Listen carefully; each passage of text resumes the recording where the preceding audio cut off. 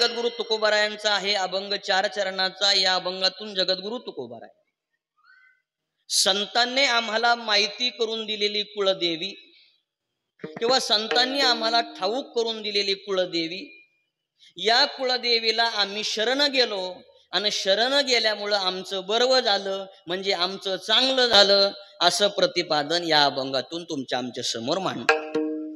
आपण या मृत्यूलोकाचं निरीक्षण केलं. निरीक्षणाअंती आपल्या गोष्ट लक्षात येईल की हिंदू धर्म संस्कृतीमध्ये 2 रात्री फार महत्वाच्या मानलेल्या आहेत. विठ्ठल विठ्ठल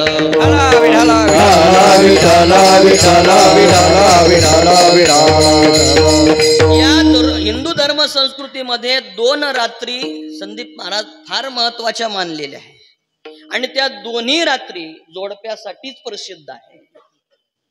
मग या मृत्यूलोकामध्ये जीवन जगत असताना पुरुषाकरता जी रात्र आहे चंद्रकांत महाराज, त्या रात्रीला शिवरात्र म्हणतात आणि महिलांकरता जी प्रसिद्ध रात्र आहे तिला नवरात्र म्हणतात. विठ्ठल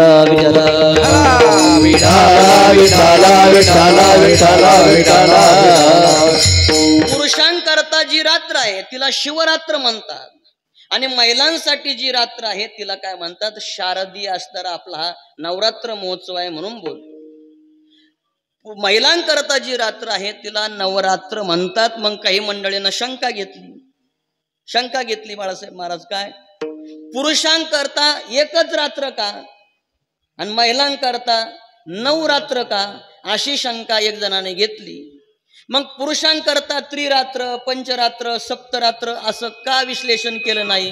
त्याचं उत्तर असं आहे, पुरुषांचं एकाच दिवसात आवरतं म्हणून एकच रात्र, महिलांना आवरायला जरा उशीर लागतो म्हणजे नवरात्र. पुरुषांसाठी जी प्रसिद्ध रात्र आहे तिला शिवरात्र म्हणतात आणि महिलांसाठी जी प्रसिद्ध रात्र आहे तिला काय म्हणतात, नवरात्र म्हणतात. आपल्या हिंदू धर्म संस्कृतीमध्ये नवरात्र हा वर्षातून 2दा येत असतो. पहिला नवरात्र आहे वासंतिक नवरात्र आणि दुसरा नवरात्र आहे शारदीय नवरात्र. वर्षातून हिंदू धर्म संस्कृतीमध्ये 2 नवरात्र असतात. एक पहिला नवरात्र म्हणजे वसंत ऋतुत्री असणारी रात्र, तिला वासंतिक नवरात्र म्हणतात.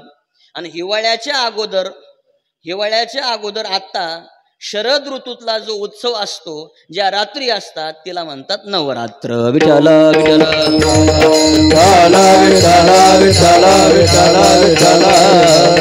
मग वसंत ऋतूमध्ये असणारा हा वासंतिक नवरात्र हा कधी असतो, तर हा वसंत ऋतूमध्ये गुढीपाडवा ते रामनवमी या पर्व काळामध्ये या रात्रीला काय म्हणतात, वासंतिक नवरात्र म्हणतात. पण वासंतिक नवरात्राचा आपण जर विचार केला तर त्यावेळेस प्रखर तेज असतं, उपवास घडू शकत नाही, साधना घडू शकत नाही, नामचिंतन घडू शकत नाही, म्हणून हा सहसा वासंतिक नवरात्र कोणी करत नाही.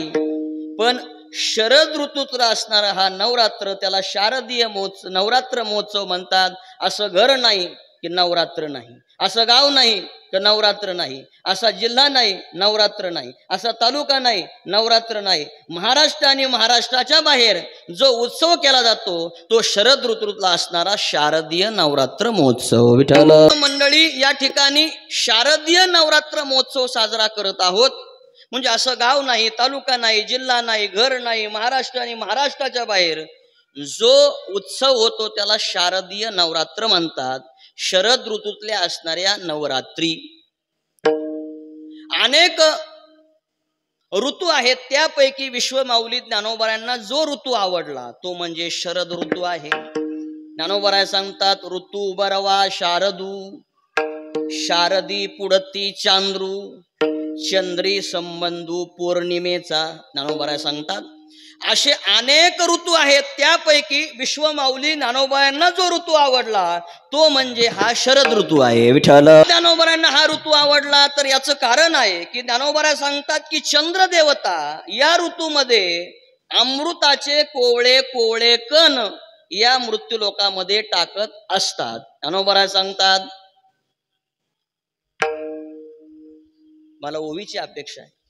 ज्ञानोबाराय सांगतात, जैसे शारदियेचे चंद्र कळे माझी अमृत कन कोवळे ते वेचिती मने मवाळे चक्रोत लगे. ज्ञानोबा सांगतात चंद्रदेवता ही या शरद ऋतूमध्ये अमृताचे कोवळे कोवळे कण या मृत्यूलोकात टाकत असते. म्हणजे ज्ञानोबरायांनाही जो ऋतू आवडला तो म्हणजे असणारा शरद ऋतू. विठ्ठलांचा आवडतीचा असणारा हा शरद ऋतू नवे नवे अमृताचे कोवळे कोवळे कण चंद्रदेवता याच ऋतूमध्ये टाकते. म्हणून हा शारदीय नवरात्र महोत्सव आपण सर्व मंडळी साजरा करत असतो. पण बहुतेक संदीप महाराज हा नवरात्र कसा करायचा याविषयी काही मंडळी काय आहेत, अज्ञानी आहेत. हा नवरात्र महोत्सव कसा करायचा या बाबतीत देवी भागवतामध्ये व्यास महाराजांनी नवरात्र उत्सवाचं वर्णन केलेलं आहे. विठ्ठल नवरात्र महोत्सव वेगवेगळ्या अंगाने आपण करत असतो.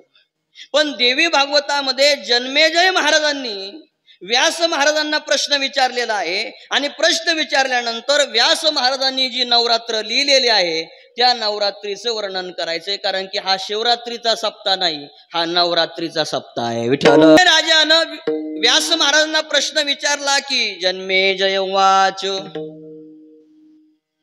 या मृत्यूलोकात आल्यानंतर हा उत्सव कसा करायचा याबाबत जन्मेजय महाराजांनी व्यास महाराजांना प्रश्न विचारला. जन्मेजय वाच नवरात्रे समप्राप्ते किम कर्तव्य पुरुषोत्तमः. नवरात्रे समप्राप्ते किम कर्तव्य विधान विधिवत गृही शरत्काले विशेषतः. जन्मेजय महाराजांनी व्यास महाराजांना प्रश्न विचारला की हा नवरात्र महोत्सव कसा करायचा. तर नवरात्रे समप्राप्ते किम कर्तव्य द्विजोत्तमः विधान विधिवत गृही शरत्काले विशेषतः. हे द्विजोत्तमा, हा नवरात्र महोत्सव आम्हाला कसा करायचा याचं मार्गदर्शन करा. मग व्यास महाराजांनी हा नवरात्र महोत्सव कसा साजरा करायचा याचं वर्णन केलेलं आहे. त्याचं उत्तर दिलं. व्यास उवाच शृणो राजं प्रवक्ष्यामि नवरात्र व्रत उत्तमम उपवासेन पूजनेन कीर्तनेन गीतम नृत्यम वाद्यांच. व्यास महाराजांनी जन्मेजय महाराजांच्या प्रश्नाला उत्तर दिलेलं आहे. या नवरात्र महोत्सवामध्ये काय करायचं तर व्यास महाराज सांगतात, हे राजन ऐका. शृणु राजम प्रवक्ष्यामि. हे राजे साहेब, या नवरात्र महोत्सवामध्ये काय साधना करायची हे तुम्ही ऐका. शृणु राजम प्रवक्ष्यामि नवरात्रे व्रत उत्तमम. या कालावधीमध्ये काय करायचं तर उपवासेन पूजनेन कीर्तनेन गीतम वाद्यम नृत्यांच. विठ्ठल या नवरात्र महोत्सवामध्ये पहिला उपवास करायचा, दुसरं काय करायचं पूजा करायची, तिसरं काय करायचं कीर्तन करायचं, चौथं काय करायचं गीत गायचं, पाचवं काय करायचं वाद्य वाजायचे आणि वाद्य पाचवं काय करायचं नृत्य करायचं. असं व्यास महाराजांनी जी नवरात्र लिहिले. बरं, उपवास करायचा, कीर्तन करायचं, गीत गायचं, नृत्य करायचं, हे सगळं साधना करायची. पण ही साधना कधी करायची याचं पण ऐकून ठेवा. ही साधना प्रातः स्नानम कुर्यात. संस्कृत मध्ये वचन दिलेलं आहे, व्यास महाराजांनी उत्तर दिलेलं आहे. अगदी त्याचा अगदी थोडक्यात आपला विचार करायचा. प्रातः स्नानम कुर्यात. प्रातः काळी स्नान करून ही सगळी साधना आपण लवकरात लवकर करायची. पूर्वीच्या काळी माणसं सगळं कामावरून काय करायचे, सूर्याची वाट पाहायची. सगळं कामावरून पूर्वीची माणसं काय करायचे, सूर्याची वाट पाहायचे. आता सूर्यच काय करतो, वाट पाहतो, हे उठतील का नाही. विठ्ठल महाराजांनी सांगितलंय प्रातः स्नानम कुर्यात. प्रातः काळी लवकर उठून सूर्यास्ताच्या आत नाही, सूर्यास्ताच्या आत नाही, सूर्योदयाच्या आत. सूर्योदयाच्या आत प्रातः काळी उठून स्नान करायचं. बरं, स्नान कुठं करायचं त्याचंही व्यास महाराज सांगितले. नदी नदे वाप्याम कूपे तडागे.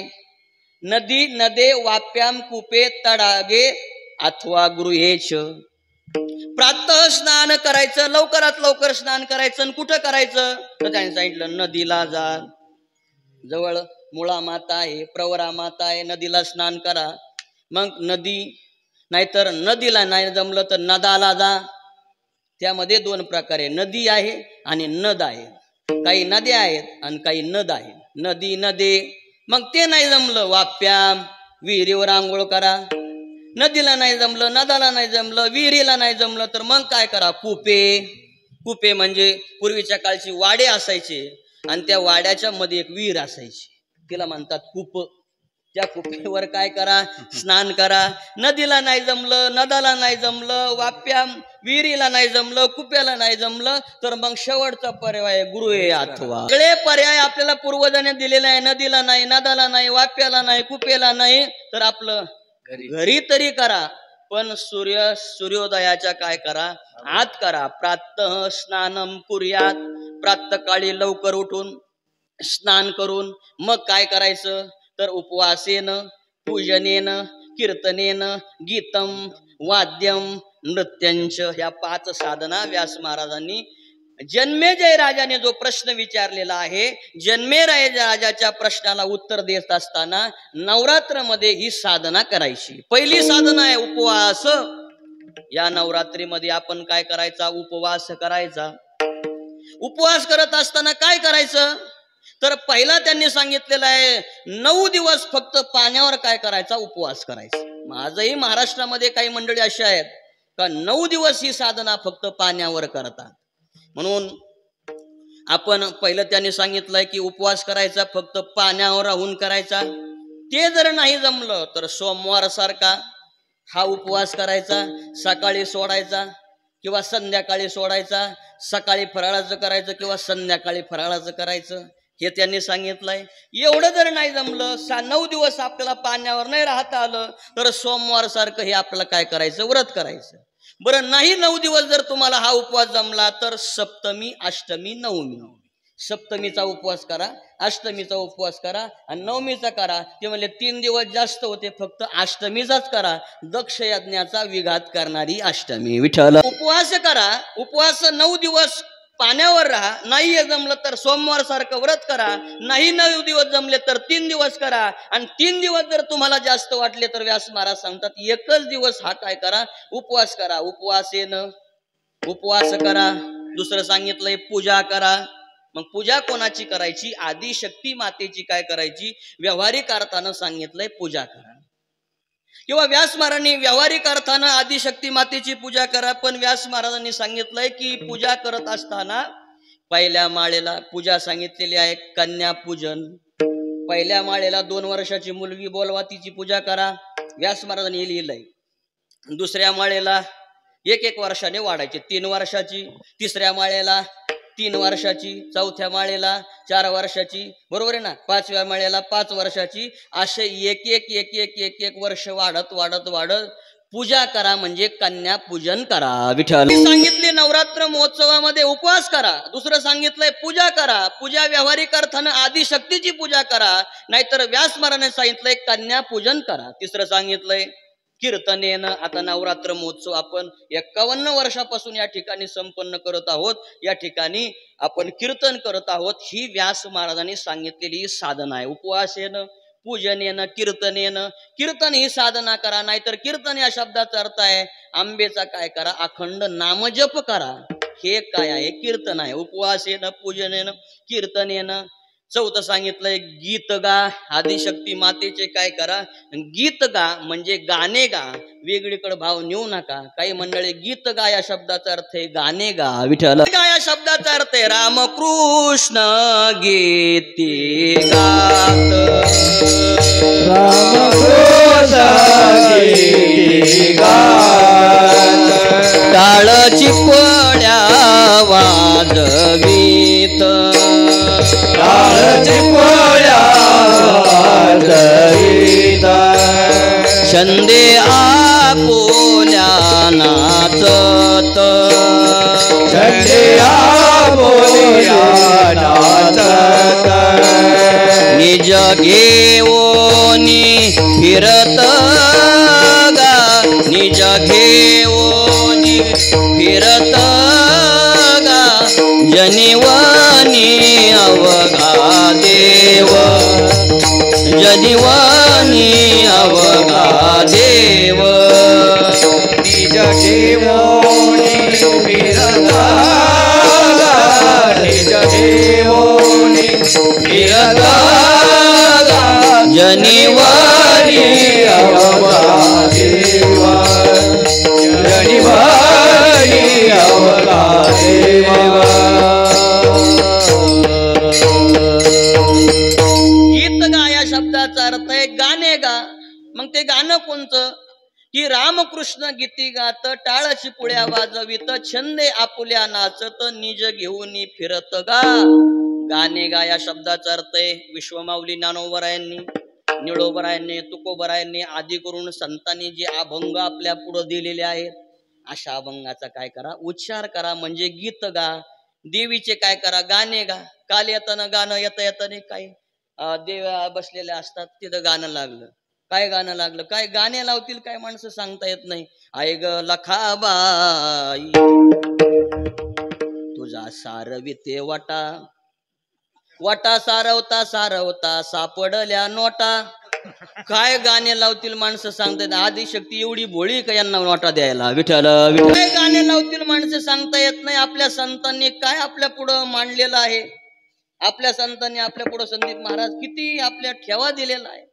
हा ठेवा याचा उच्चार करा म्हणजे गीत गा. म्हणजे काय करा नाथ महाराज सांगतात अनादि निर्गुण प्रगटली भवानी अनादि निर्गुण प्रगटली भवानी महिषासुर मर्दना लागोनी महिषासुर मर्दना लागोनी त्रिविध धामाची करावया धारणी त्रिविध धामाची करावया धारणी भक्ताला गीतू भावसी आईचा दोगवा मागेल आईचा दोगवा मागेल आईचा दोगवा मागेल आईचा दोगवा मागेल.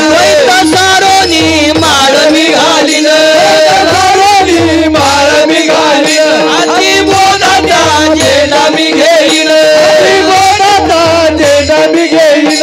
वेद रहित वारिसी जाईन वारिसी जाईन आईचा दोगवा मागेल आईचा दोगवा मागेल दोगवा मागेल. नवगत भक्तीच्या करोनी नवरात्रा भक्तीच्या करोनी नवरात्रा करोनी पोटी मागेल ज्ञानपुत्रा पोटी मागेल ज्ञानपुत्रा करोनी सद्भाव अंतरीच्या मित्रा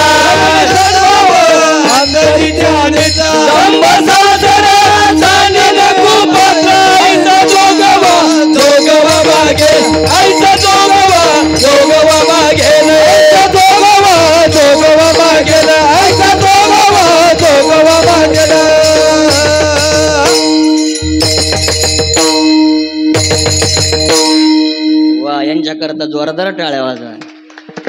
जे भगवान संतांनी आपल्या पुढे जे गाणे या शब्दाचा अर्थ आहे अभंग दिलेले आहेत या अभंगाचाच काय करा उच्चार करा म्हणजे गाणे गा.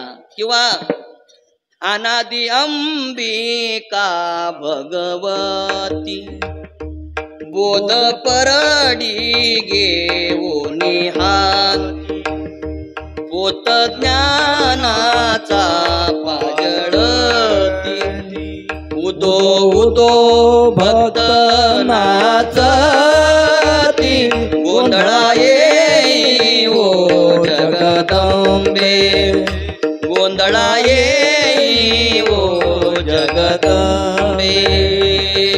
किंवा स्वर्ग मृत्यू पाताळ याचा मंडप घातला हो चारी वेदाचा फुलवर बांधिला हो शास्त्रे पुराणे अनुवादित तुझा गोंधळ मांडिला हो शास्त्र पुराणे अनुवादित गोंधळ मांडिला शास्त्र पुराण उदो बोला उदो बोला उदो बोला उदो बोला उदो बोला उदो बाई माऊलीचा हो उदो बोला उदो बोला उदो बोला कृष्णबाई माऊलीचा हो उदो बोला उदो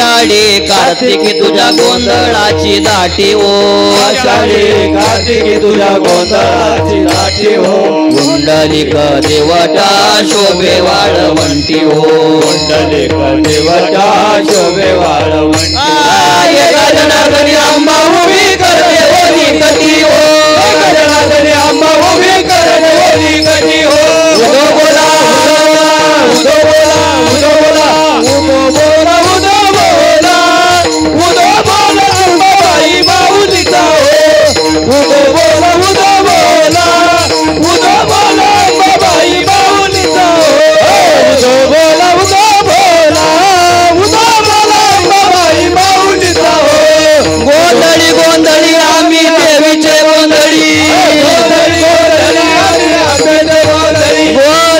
गोंधळी आम्ही आंब्याचे गोंधळी गोंधळी गोंधळी आम्ही आंब्याचे गोंधळी गोविंदा गोपाळाच्या मेळी गोंधळी गोंधळी आम्ही आंब्याचे गोंधळी गोंधळी गोंधळी आम्ही आंब्याचे गोंधळी गोंधळी गोंधळी आम्ही आंब्याचे गोंधळी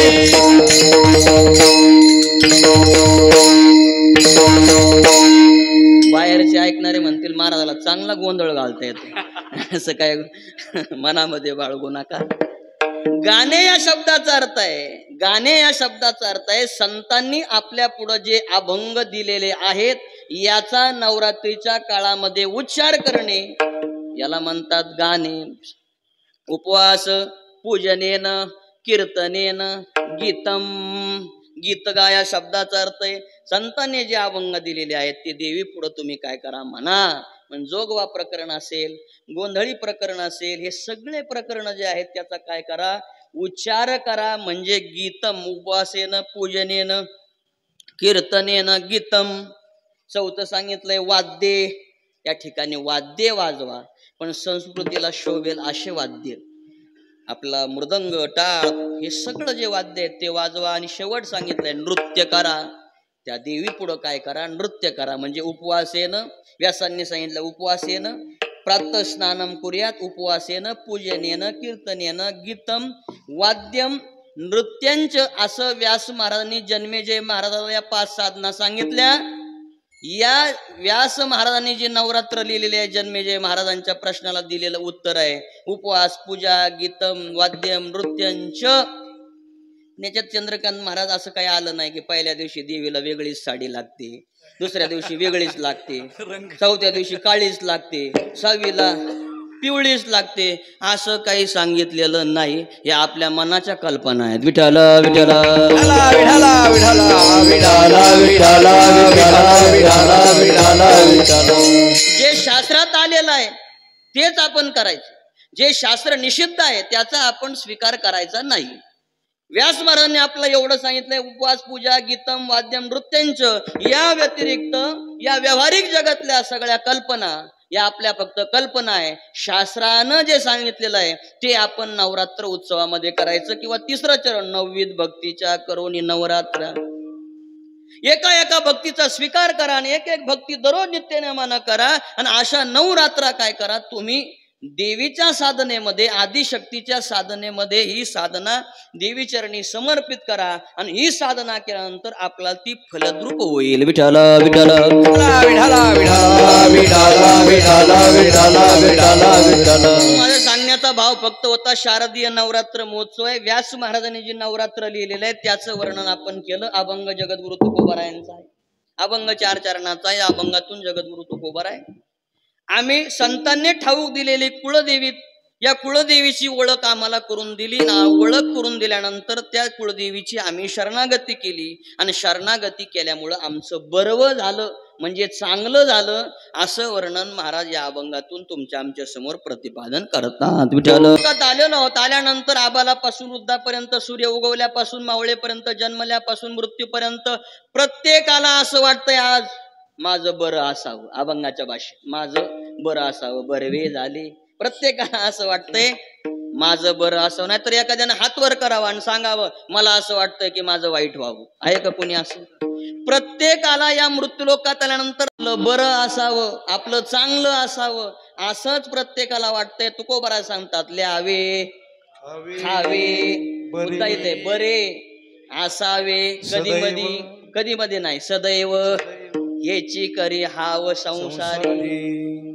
प्रत्येकाला असं वाटतंय या मृत्यूलोकात आल्यानंतर, जन्मल्यापासून तर मृत्यूपर्यंत प्रत्येकाला असं वाटतंय माझं बरं असावं, माझं चांगलं असावं, मला कुठल्याही प्रकारची अडचण नसावी, सदा माझं दैव अनुकूल राहावं, माझं बरं असावं, असं प्रत्येकाला या मृत्यूलोकात आल्यानंतर तुकोबाराय सांगतात वाटतं. मग या मृत्यूलोकात आल्यानंतर आपलं वाटतं बरं असावं, पण या मृत्यूलोकात आल्यानंतर कायमस्वरूपी आपलं बरंही असत नाही आणि कायमस्वरूपी आपलं वाईटही असत नाही. तुकोबाराय सांगतात हा सगळ्यांचा अनुभव आहे, कारण की शास्त्र सांगतंय न नित्यम लभते सुखम न नित्यम लभते दुःखम. का जास्त वेळ आपला सुखही भेटत नाही आणि जास्त वेळ आपला दुःखही भेटत नाही. सुख दुःख मिश्रित असणारं आपलं जीवाचं जीवन आहे. मग प्रत्येकाला असं वाटतंय बरं असावं, पण या मृत्यूलोकात आल्यानंतर काही वेळा आपलं बरं असतं आणि काही वेळा आपलं काय असतं, वाईट असतं. तुकोबाराय सांगतात हा सगळ्यांचा अनुभव आहे. मज अंगाच्या अनुभवे मज अंगाच्या अनुभवे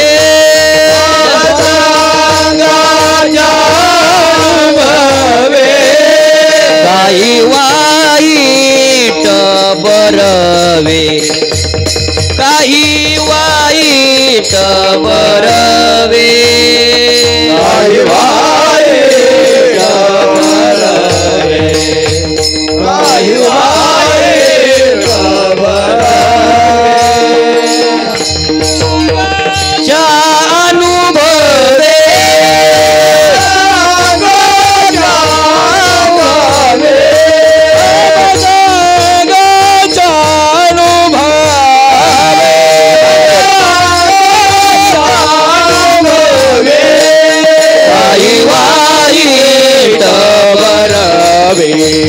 काही वाईट बरवे काही वाईट बरवे काही वाईट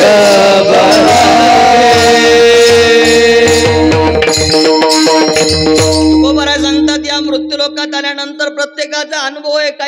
काही ठिकाणी सर्व काळ आपलं वाईटही राहत नाही आणि सर्व काळ आपलं बरवही राहत नाही. अभंगाच्या भाषेत म्हणजे मज अंगाच्या अनुभवे काही वाईट बरवे. कधी कधी आपलं वाईटही असतं आणि कधी कधी आपलं बरवही असतं.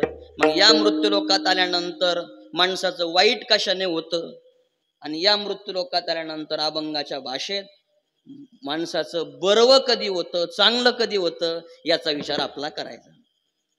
या मृत्यूलोकात आल्यानंतर माणसाचं वाईट तेव्हा होतं भगवान परमात्मा पहिलं कारण आहे. भगवान परमात्म्याने आपला वाणी दिलेली आहे, म्हणजे आपण बोलतोय, पण जीवन जगत असताना या मृत्यूलोकात आल्यानंतर आपलं जर बोलणं वाईट असेल तर आपलं वाईटच होणार.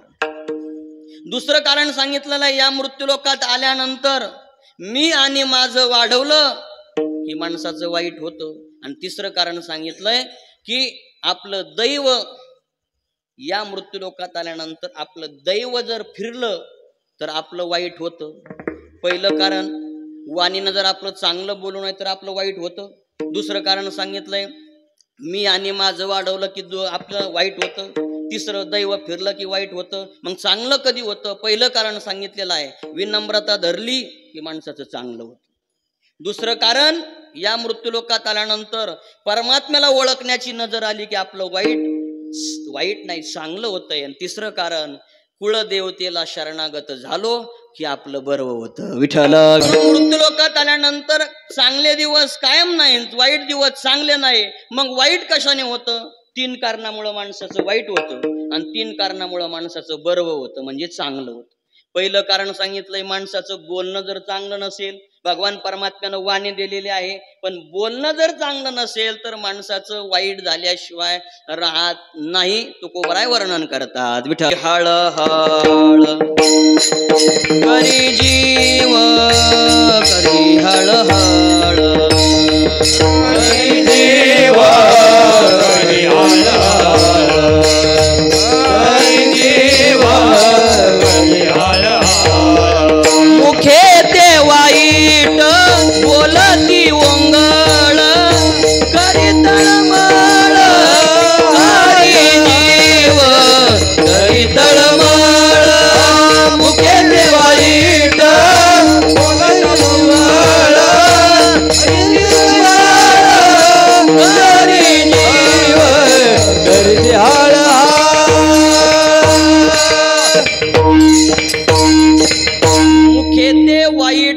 बोलती ओंगळ कळी हळहर जीव कळी. या मृत्यूलोकात आल्यानंतर भगवान परमात्म्यानं आपलं वाणी दिलेली आहे, पण आपण जर या वाणीचा उपयोग चांगला केला नाही तर आपलं वाईट झाल्याशिवाय राहत नाही, असं तुकोबराय पंचम वेद असणारा त्या गाथ्यामध्ये सांगतात. म्हणून या मृत्यूलोकात आल्यानंतर देवानं वाणी दिलेली आहे, तर माणसानं जपून बोलावं. विठ्ठल, आपलं जीभ म्हणजे दुधारी शस्त्र आहे. आपली जीभ म्हणजे दुधारी शस्त्र आहेत. काही शस्त्र असे असतात की समोर चालवताना त्याचा दोन्हीकडे सुद्धा परिणाम होत असतो. म्हणजे आपली जीभ म्हणजे दुधारी शस्त्र आहे. म्हणून बोलताना जर माणसानं जपून बोलायचं, आणि जपून जर बोललं नाही तर माणसाचं वाईट होत. म्हणून माणसानं आपलं वाणी दिलेलं आहे, चांगलं बोलायचं, प्रेमाने बोलायचं. समाजामध्ये जीवन जगत असताना हा शब्द समाजावर देव म्हणून जर वापरला तर समाज आपल्याला जवळ करतो, आणि हा शब्द आपण जर शस्त्र म्हणून वापरला तर समाज आपल्याला लांब लोटतो. म्हणून शब्द आपण देव म्हणून वापरायचा का शब्द शस्त्र म्हणून वापरायचा हे आपण आपलं ठरवायचं. तुका म्हणे पहा, शब्दची हा देव आणि शब्द शस्त्रे झाले क्लेश. म्हणजे शब्द शस्त्रही आहेत आणि शब्द देवही आहे. मग शब्द देव म्हणून वापरायचा का शब्द शस्त्र म्हणून वापरायचा हे आपण आपलं ठरवायचं. लोकात आल्यानंतर चांगल्या पद्धतीनं आपण बोलावं, कारण की जगण्याचे 3 सूत्र पूज्य आमचे मारुती बाबा सांगत असतात. माणसानं या मृत्यू लोकात आल्यानंतर चांगलं राहावं, चांगलं बोलावं आणि चांगलं वागावं. या व्यतिरिक्त जीवन जगण्याचं 3रे सूत्र नाही, असं पूज्य आमचे मारुती बाबा कुरेकर सांगत असतात. म्हणून जीवन जगत असताना या मृत्यू लोकात आल्यानंतर शब्द देव किंवा शब्द शस्त्र म्हणून वापरायचे हे आपण आपलं ठरवायचं. आणि विश्वमाऊली ज्ञानोबरायाने आपलं सांगितलंय बोलावं कसं. साच आणि मवाळ मितले आणि रसाळ, शब्द जैसे कल्लोळ अमृता. ज्ञानोबराय सांगतात माणसानं बोलावं कसं. ज्ञानोबराय सांगतात माणसानं साच बोलावं, म्हणजे खरं बोलावं. पण विज्ञानानं असं एक यंत्र दिलंय शिंदे महाराज, आपण असतो पाचेगाव मध्ये आणि सांगतो श्रीरामपूर मध्ये. म्हणजे विज्ञानानं असं एक यंत्र दिलेलं आहे. आपण असतो पाचेगाव मध्ये आणि सांगतो कुठं, श्रीरामपूर मध्ये. आणि समोरच ज्यांनी फोन लावला ते आपल्या समोर हजर होतात. तुम्ही तर श्रीरामपूर मध्ये होते, मग पाचेगावात आले कसे. कधी कधी असं होतं. म्हणून ज्ञानोबराय सांगतात साच बोलावं. बरं नाही साच बोलले, ज्ञानोबराय सांगतात मवाळ बोला. काही साज बोलतात तर मवाळ बोलत नाही, आणि काही मवाळ बोलतात तर साज बोलत नाही. साच आणि मवाळ म्हणजे खरं एकतर बोलावं ज्ञानोबराय सांगतात, आणि खरं बोलता बोलता मवाळ सुद्धा बोलावं. म्हणजे काही खरं तर मवाळ नाही, आणि काही मवाळ आहे तर खरं बोलत नाही. उदाहरण आमचे पूज्य बाबा सांगत असतात, 5-6 जण पाहुणे घरी आले, मुलगा आपला बसलेला होता. तेवढ्यात वडील आले, आणि वडील आल्यानंतर त्या पाहुण्याने विचारलं, बाळा हे तुझे कोण. त्यांनी विचारलं, बाळा हे तुझे कोण. त्याने काय उत्तर दिलं, हे माझ्या आईचे काय आहेत, पती आहेत. हे माझ्या आईचे काय आहेत, पती आहेत. खरं बोलला पण मवाळ बोलला नाही. हे माझे वडील आहेत असं जर म्हटलं असतं तर जमलं असतं. खरंच आहे माझ्या आईचे हे काय आहेत, पती आहेत. खरंच आहे पण बोलणं मवाळ नाही. विठ्ठल विठ्ठल एकतर माणसं साज बोलत नाही, साज बोलले तर मवाळ बोलत नाही. ज्ञानोबराय जाणतात मवाळ बोलले तर साज बोलत नाही. बरं काही साचही बोलतात, मवाळही बोलतात, पण थोडं बोलत नाही. मितले थोडं त्यांचं बोललंच नसतं. सांगायचं असतं जवळचं, पण ते असे लांबून काय करतात, अनंत वाचाळ. काही खरं बोलतात तर मवाळ बोलत नाही, काही खरंही बोलतात मवाळही बोलत, पण थोडं बोलत नाही. मितले बरं काही मितलंही बोलतात, साचही बोलतात, मवाळही बोलत, पण रसाळ बोलत नाही. त्यांचे शब्द म्हणजे पत्र्यावर फेकलेल्या दगडावानी. विठ्ठल साच आणि मवाळ मितले आणि रसाळ, शब्द जैसे कल्लोळ अमृताचे. आपला शब्द अमृतालाही लाजवील असं माणसानं बोलावं. अमृताला लाजवील या शब्दाचा अर्थ आहे फार शुद्धही नाही. विठ्ठल आपल्या शब्दानं दुसऱ्याच्या अंतकरणावर प्रभाव झाला पाहिजे. याला म्हणतात की शब्द जैसे कल्लोळ अमृताचे. म्हणजे साच मवाळ मितले रसाळ, शब्द जैसे कल्लोळ अमृताचे. मग ज्ञानोबराय बोलावं कसं हे सांगितलं. मग काय बोलू नये, वाणीचे काही दोष आहेत का त्या खाली ज्ञानोबराय ओवी देतात. आटू वेगू विंदाणू आशा शंका प्रतारणू हे संन्यासिले अवगुण जिये वाचा. ज्ञानोबा सांगतात हे वाणीचे दोष आहेत. आटू वेगू विंदाणू आशा शंका प्रतारणू वाणीचे हे 6 दोष आहेत. या 6 दोषाचा त्याग करावा आणि मग बोलावं. विठ्ठल विचार करा, शब्द आपण बोलतोय, शब्द माणसाचा डोळा काढतो? बोलल्यानंतर शब्द माणसाचा डोळा काढतो? नाही. बोलल्यानंतर शब्द माणसाचा पाय काढतो? नाही. बोलल्यानंतर शब्द माणसाचा हात काढतो? नाही. पण तुकोबारा सांगता शब्द हातही काढत नसेल, शब्द पायही काढत नसेल, शब्द डोळाही काढत नसेल, पण जो वापरलेला शब्द आहे तो दुसऱ्याच्या अंतकरणाला टोचल्याशिवाय राहत नाही. वेदती अंतरा वज्राई से वेदती अंतरा वेदती अंतरा वज्राय से वेदती अंतरा. वचन ते नाही तोडीत शरीरा, वचन ते नाही तोडीत शरीरा, वेदती अंतरा वज्राय से वेदती अंतरा. वचन ते नाही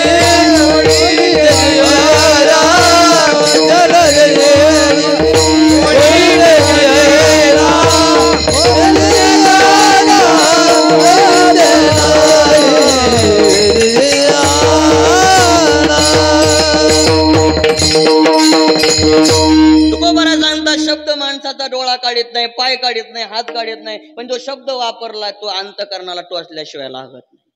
वचन ते नाही तोडीत शरीरा, वेदते अंतरा वज्रायसे. वज्र म्हणजे शस्त्र, त्या शस्त्रासारखा शब्द अंतकरणाला टोचतो. म्हणजे बोलताना जरा जपून बोलावं. विठ्ठल मला मी सांगतो, उदाहरण असं आहे की महाभारतातलं उदाहरण आहे. पांडवांना जर विचारलं तुम्ही किती भाऊ, पांडवांना जर विचारलं तर तुम्ही किती भाऊ, ते म्हणायचे आम्ही 105. काही म्हणायचे अहो तुम्ही 5च जण आहेत ना, ते म्हणायचे नाही, कौरव सुद्धा आमचेच आहेत. कौरवांना जर विचारलं तुम्ही किती भाऊ, ते म्हणायचे आम्ही 105. ते म्हणे अहो तुम्ही 100च आहे, ते म्हणे पांडव सुद्धा आमचेच आहेत ना. पांडवांना विचारलं तर तुम्ही किती, 105, म्हणजे कौरव हे आमचेच आहेत. आणि कौरवांना जर विचारलं तुम्ही किती, ते म्हणायचे 105च. ते म्हणायचे तुम्ही तर 100च आहे, मग 105. ते म्हणे पांडव सुद्धा काय आहेत, आमचेच आहे. नवे नवे गंधर्वानं दुर्योधनाला उचलून नेलं. त्यावेळेस धर्मराजाने सांगितलं की अरे तुझ्याकडं गांडीव धनुष्य आहे, या गांडीव धनुष्याचा उपयोग तू काय करणार आहे, तर आपले भाऊ आहेत दुर्योधन, त्यांना सोडवण्याकरता तू कर. ज्ञानोबा सांगतात तुआ संग्रामी हरू जिंकिला, निवात कवचाचा ठाव फेडीला. आणि मुद्दा इथं आहे, पवाडा तुआ केला गंधर्वास. कोणा करता हा पवाडा केला, तर स्वतःचा भाऊ म्हणजे दुर्योधन गंधर्वाने उचलून नेला, तेव्हा तू हा क्षत्रिय असल्याचा पवाडा तू केलेला, असं ज्ञानोबा वर्णन करतात. अरे युद्ध तू केलं कोणा संग, हरू म्हणजे भगवान शिवजी त्यांना जिंकलं. कोणाला आणखी जिंकलं, एकाच ओळीमध्ये ज्ञानोबा सांगतात तुआ संग्रामी हरू जिंकिला, निवात कवचाचा ठाव फिडीला. कोण होते निवात कवच, प्रल्हादाचा भाऊ सल्लादन, त्याचे 2 मुलं. निवात कवचाचा ठाव फिडीला, पवाडा तुआ केला गंधर्वाशी. गंधर्वाला सुद्धा तू हरवलं, पण कोणा करता, दुर्योधना करता, त्याला सुद्धा तू हरवलं. म्हणजे यांना विचारलं की 105 आणि यांना विचारलं की 105. एवढा त्यांच्यामध्ये सख्य होतं. मग तुमच्या मनामध्ये प्रश्न असेल, महाभारत घडलं कसं, याचं उत्तर आहे बोलण्यामुळं. विठ्ठल विठ्ठल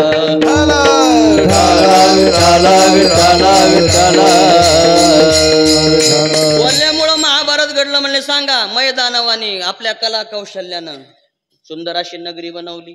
असं कला कौशल्य त्याचं होतं. अशी सुंदर नगरी बनवली, तर त्या नगरीमध्ये काय होतं, जिथं पाणी आहे तिथं जमीन दिसायची, आणि जिथं जमीन आहे तिथं पाणी दिसायचं. अशी नगरी त्यानं निर्माण केलेली होती. मग दुर्योधनाने विचार केला, चला पाहायला. आत्ताच्या भाषेत त्यांनी चांगला बंगला बांधलाय, चला पाहायला. आत्ताच्या भाषेत त्यांनी चांगला बंगला बांधलेला आहे, वास्तुशांती आपल्याला जावं लागेल. मग तिथं गेल्यानंतर आपण तो सगळा बंगला पाहतो आणि पाहिल्यानंतर आपण म्हणतो वा छान बंगला बांधला, सुंदर बंगला बांधला. त्या वेळेत दुर्योधनाने विचार केला, मय दानवानं सुंदर अशी नगरी निर्माण केलेली आहे, चला पाहायला. या नगरीचं वैशिष्ट्य, जिथं पाणी तिथं जमीन, जिथं पाणी जिथं जमीन तिथं पाणी, पाहण्याकरता गेले. पाहता पाहता पुढं गेले. पुढं गेल्यानंतर समोर पाणी दिसलं, पण ती होती जमीन. यानं आपलं धोतर वर घेतलं आणि समोर निघाला. जमीन होती, पाणी दिसत होतं. धोतर असं वर धरलं, निघाला. तिथे एक दासी होती, तिने सांगितलं, अहो महाराज, धोतर खाली सोडा. अरे इथं पाणी आहे. ते म्हणले, हे तर मय दानवाचं कलाकोश आहे, इथं पाणी दिसतंय पण इथं जमीन आहे. ते म्हणले, नाही, सहसा हे माणसं कोणावर विश्वास ठेवत नाही. समोर गेल्यानंतर त्यांना कळालं, अरे ही जमीनच आहे, पाणी नाही. धोतर खाली सोड. पुढं गेले. पाहता पाहता आता पुढं होतं पाणी, दिसत होती जमीन. पुढं होतं पाणी आणि दिसत होतं जमीन. मग पुढं गेल्यानंतर निघाले. तिथं दासी होती, थांबा म्हणले, पुढं जाऊ नका, पुढं पाणी आहे. यांनी काय ऐकलंच नाही. आणि हे शक्यतो कोणाची ऐकणारे नसतात. ही माणसं कोणाचं ऐकणारे नसतात. नाही म्हणले, अहो राजेसाहेब, पुढं काय आहे? पाणी आहे, तुम्ही जाऊ नका. शेवटी ऐकलं नाही, गेले, तसेच पडले. पडल्यानंतर असं आहे, प्रत्येकाचा अनुभव सांगतो. पडल्यानंतर आपल्याला कुठं लागलं हे पाहत नाही, पण कोणी आपल्याला पाहिलं का? आता हा प्रत्येकाचा काय अनुभव आहे. आपण पडलेलो आहोत, याला आपल्याला कुठं लागलं हे माणसं पाहत नाही, पण आपलं कोणी पाहिलंय का? हे पडले, वर पाहिलं. वर पाहिल्यानंतर द्रौपदी आपले वरच्या महालामध्ये केस वाळू घालत होती. पाहता पाहता आता जपून बोलावं का नाही? जपून बोलावं का नाही? जपून बोलावं का नाही? पाहिल्यानंतर हा सगळा प्रसंग पाहिल्यानंतर बोलले काय?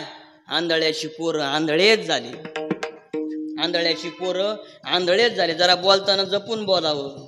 आंधळ्याचे पोरं आंधळेच झाले. आणि आंधळे झाले हा शब्द ऐकला आणि ऐकल्यानंतर मग महाभारत सुरू झालं. विठ्ठल, या मृत्यूलोकात आल्यानंतर बोलण्यानं माणसाचं वाईट होत असतं. म्हणून शब्द वापरताना जरा जपून आपण काय वापरावेत? शब्द वापरावेत.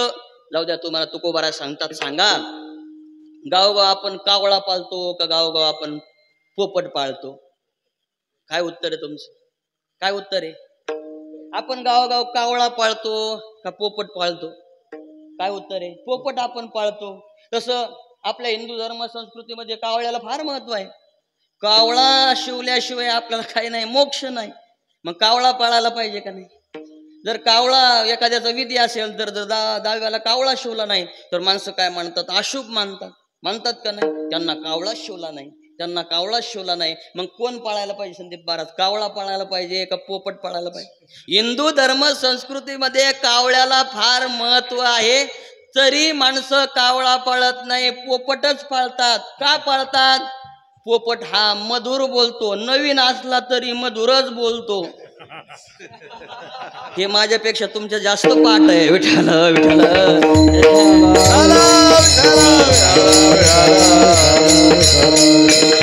सांगतात, मधुरा उतरी रावा खेळे उरावरी, रावा खेळे उरावरी, रावा खेळे उरावरी, मधुरा उतरी रावा खेळे उरावरी, रावा खेळे उरावरी, रावा खेळे उरावरी.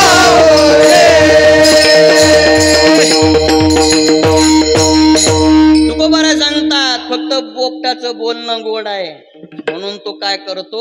उरावर खेळतो. मधुरा उत्तरी रावा खेळे उरावरी. रावा म्हणजे पोपट.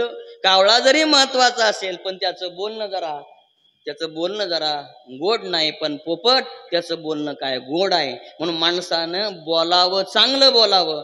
बोलण्यामुळं माणसाचं वाईट होतं. आपला विषय चालला कधी वाईटही नसतं आणि कायम बरंही नसतं. म्हणून वाईट का होतं? पहिलं कारण बोलण्यामुळं माणसाचं वाईट होतं. दुसरं कारण मी आणि माझं वाढवलं की माणसाचं वाईट होतं. तुकोबारा सांगतात, मी माझे ओखटे आहे देवा, मी माझे ओखटे आहे देवा, मी माझे ओखटे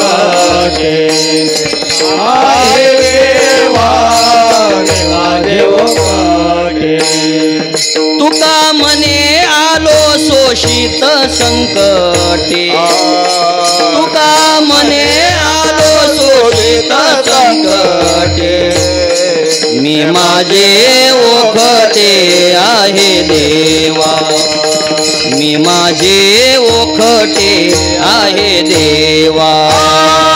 तुका म्हणे आले जोडीत संकटे, तुका म्हणे आले जोडीत संकटे, मी माझे ओखटे आहे देवा, मी माझे ओखटे आहे देवा.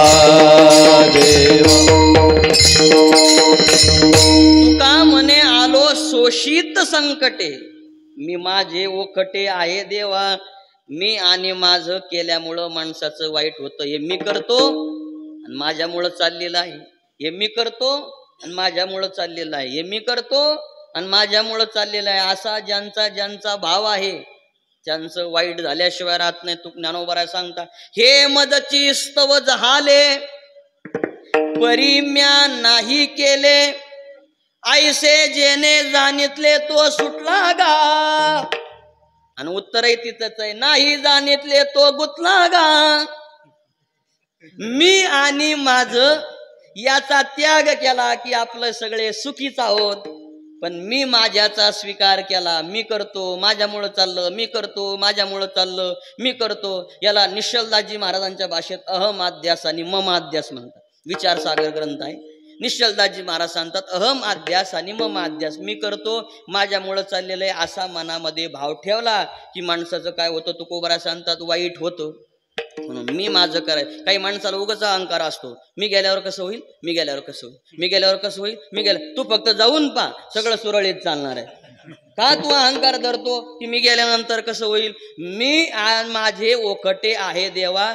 अहंकार माणसाला हा घातक असतो, सत्तेचा असतो, सौंदर्याचा असो, धनाचा असो, रूपाचा असो, विद्येचा असो, कोणताही अहंकार माणसाला हा घातक असतो. विठ्ठल विठ्ठल विठ्ठल विठ्ठल विठ्ठल विठ्ठल विठ्ठल विठ्ठल विठ्ठल विठ्ठल.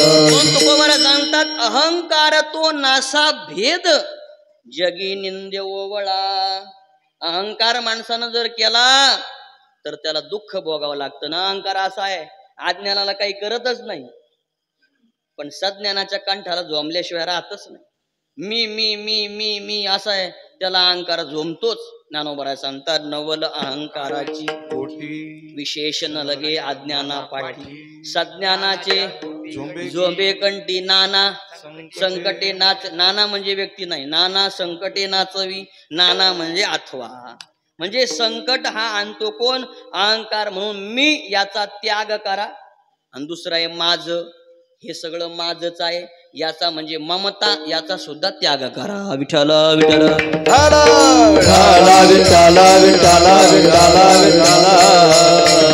माझे पण आलं की माणसाच्या पाठीमागं दुःख आहे, दुःख आलं की वाईट होतं. मी आला की माणसाच्या पाठीमागं दुःख येणार म्हणजे वाईट होणार.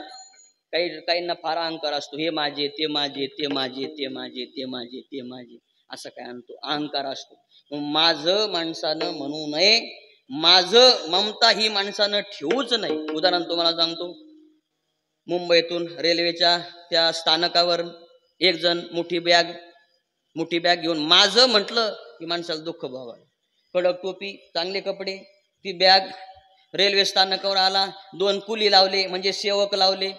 त्या सेवकाकडे ती बॅग काय आणली, रेल्वेच्या डब्यात. जिथं आपला डबा होता तिथं ती ठेवली, त्याच्या खाली ठेवली, वरून बसला. पेपर असा समोर त्यानं घेतला, कडक टोपी, चांगले कपडे. 2 जण पलीकडून बसले होते. पेपर वाचत होता. फक्त सिद्धांत ध्यानात ठेवा, माझं विनाकारण माझं म्हणलं की दुःख भोगावं लागतं. पेपर वाचत होता, खाली बॅग ठेवलेली होती, कडक त्याचे कपडे, पेपर वाचत होता. 2 कुली लावून त्यानं बॅग तिथं ठेवल्यानंतर समोरचे जे 2 होते समोर बसलेले, त्यांनी विचार केला, गडगंज श्रीमंत पार्टी दिसते. ज्या अर्थी कडक टोपी, चांगले कपडे, एवढी मोठी बॅग, काहीतरी हा विकायला आलेला असावा, या बॅगवर पैसे घेऊन निघालेला असावा. असा दोघांचा काय झाला, समज झाला. पुढच्या स्थानकावर गेले, यांचा विचारच चालू, एवढे मोठे पैसे. पुढच्या स्थानकावर गेल्यानंतर त्याने त्या व्यक्तीनं सांगितलं, अहो तुम्ही समोर बसलेले आहात ना, मी थोडं बाहेर जाऊन येतो, तुम्ही आपली बॅग सांभाळा. आता त्याला जायचंच होतं. तो काय एखादा व्यक्ती नव्हता, तो होता गुंड. त्यानं मुंबईमध्ये एका माणसाला मारलेलं होतं आणि तुकडे तुकडे करून त्यानं काय त्या बॅगेत भरलेले होते. त्याला जायचंच होतं. मग त्यानं ती बॅग भरून आणलेली होती, तो निघून गेला. 5 मिनिटं झाले, 10 मिनिटं झाले, 15 मिनिटं झाले, तो येत नाही. मग समोरचे दोघं होते ते त्या बाकावर जाऊन बसले आणि बसल्यानंतर आता तो येत नाही हे कळालं. मग काय सांगायला लागलं, ही बॅग माझी. तो म्हणायचा ती बॅग माझी, ही बॅग माझी, ही बॅग माझी. दोघं म्हणायचे, दोघं आता यांची बॅगच नव्हती पण हे म्हणायचे, एक म्हणायचा बॅग माझी, हा म्हणायचा बॅग माझी. शेवटी डब्यामध्ये जेवढे प्रवासी होते त्यांना यांचा त्रास व्हायला लागला. एक जणांनी पोलिसाला फोन केला. ते म्हणले दोघं जण भांडण करतात म्हणले, आम्हाला या स्थानकावरून पुढच्या स्थानकावर गेलं तरी भांडणच चालू आहे, बॅग माझी न बॅग माझी. पोलीस आले, जवळ आले, म्हणले काय भांडण तुमचं? ते म्हणले ही बॅग माझी. पहिला म्हणायचा, दुसरा म्हणायची बॅग माझी. ते म्हणले तुझी? हा म्हणायचा माझी. ते म्हणले कुठे चावी? आता यांची बॅगच नव्हती. ते म्हणले चावी. पहिला म्हणला माझी हरवली, हा म्हणला, दुसरा म्हणला माझी हरवली. म्हणले अरे तुमच्याकडे चावी नाही तुम्ही बॅग माझी म्हणता. शेवटी पोलिसांनी पर्याय केला, कुलूप तोडलं. तोडल्यानंतर काय निघालं? काय निघालं? काय निघालं? तुकडे तुकडे केलेलं ते प्रेत. आता पहिला म्हणायला लागला ही बॅग माझी नाही, ही बॅग माझी. पोलिसांनी दोघाला उचललं आणि 17 वर्षाचा कारावास दिला.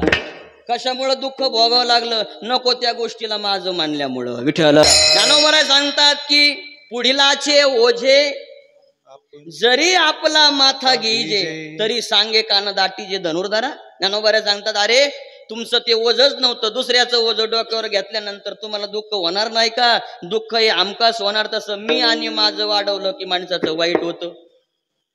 तिसरं सांगितलंय आपलं दैव जर फिरलं तर माणसाचं वाईट होतं. आता सरळ सरळ सांगून जातो, 7च मिनिटं शिल्लक आहे आणि आमचा एक सिम्बॉल आहे, आदर्श शिक्षक त्याला मानतात. विद्यार्थी पळून जाण्याच्या आत शाळा सोडून देतो. 8 ते 10 आपली वेळ आहे, 6 मिनिटं शिल्लक आहे. सरळ सांगून जातो, 3 कारणं संपली. पहिलं कारण आहे माणसाचं बोलण्यामुळं वाईट होतं. दुसरं मी आणि माझं वाढवलं की बोलणं वाईट होतं. तिसरं दैव फिरलं की माणसाचं वाईट होतं. तुकोबरा सांगतात तुका म्हणे जेव्हा फिरते कपाळ तेव्हा अमंगळ योग होतो. ज्ञानोबा सांगतात अदृष्ट झाली या उदासून पालटे श्रीमंतीचा विलास.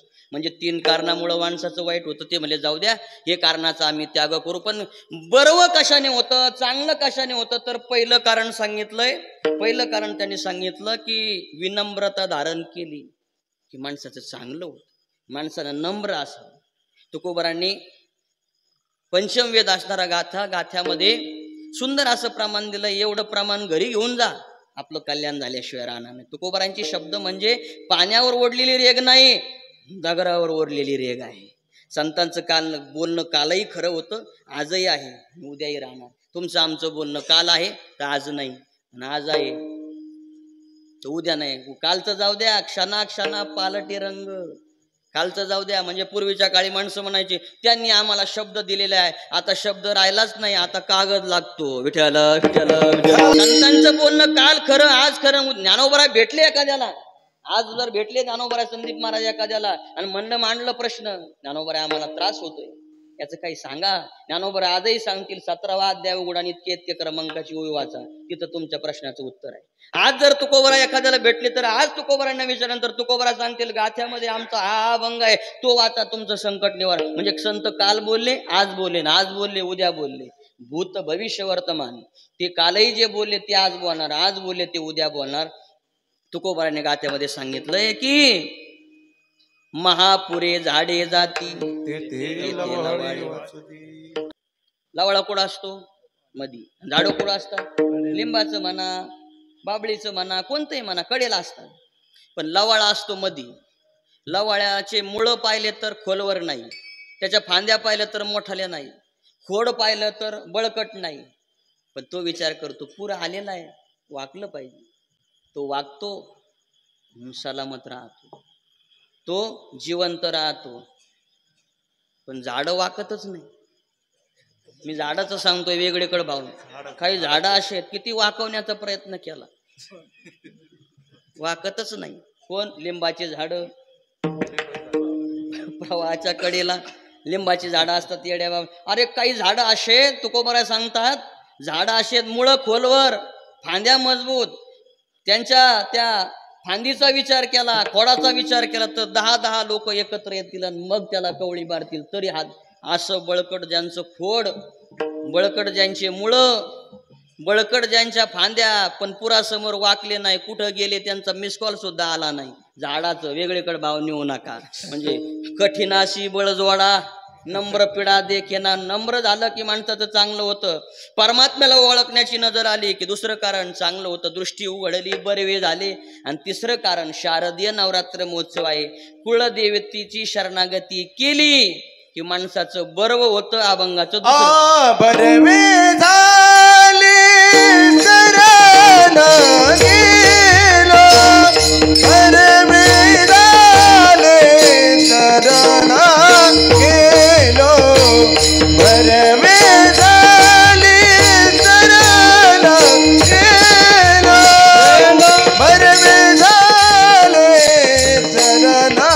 गेलो,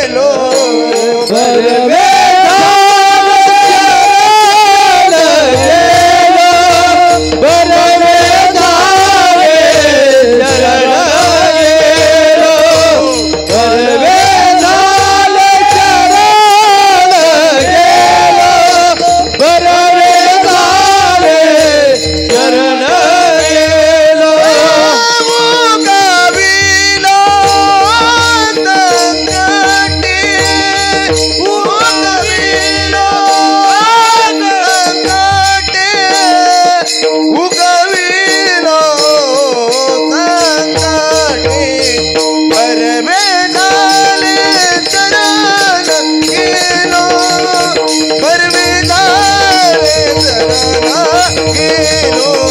बरवे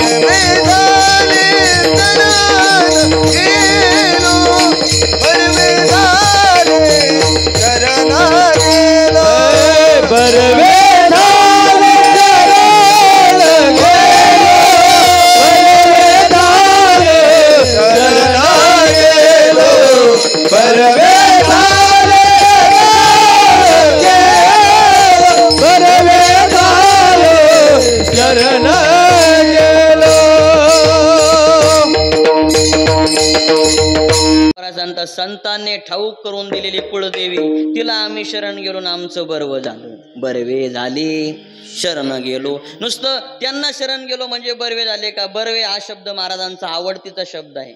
पहिलं महाराज सांगतात जन्माला आलो बर्वे झाले, बर्वे झाले आलो या जन्माशी, जोड जोडली मनुष्य देहायशी, महालाभाची उत्तम राशी, जेणे सर्व सुखाशी पात्र होईल.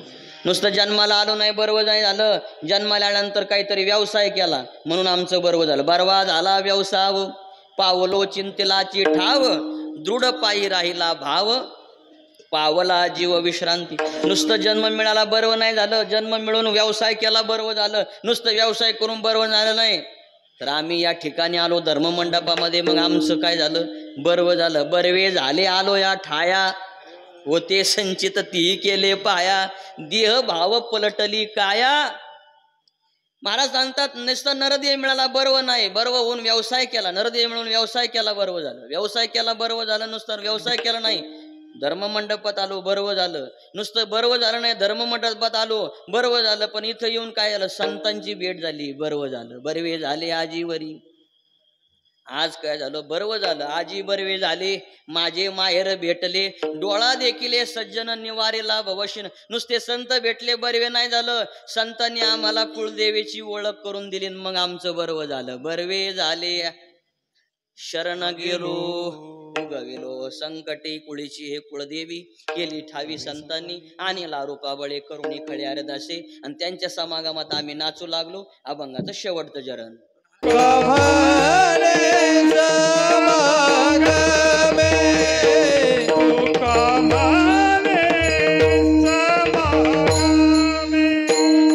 नाचू प्रेम लागलो, नाचू प्रेम लागलो, बर्वे झाले शरण गेलो, बर्वे झाले शरण गेलो.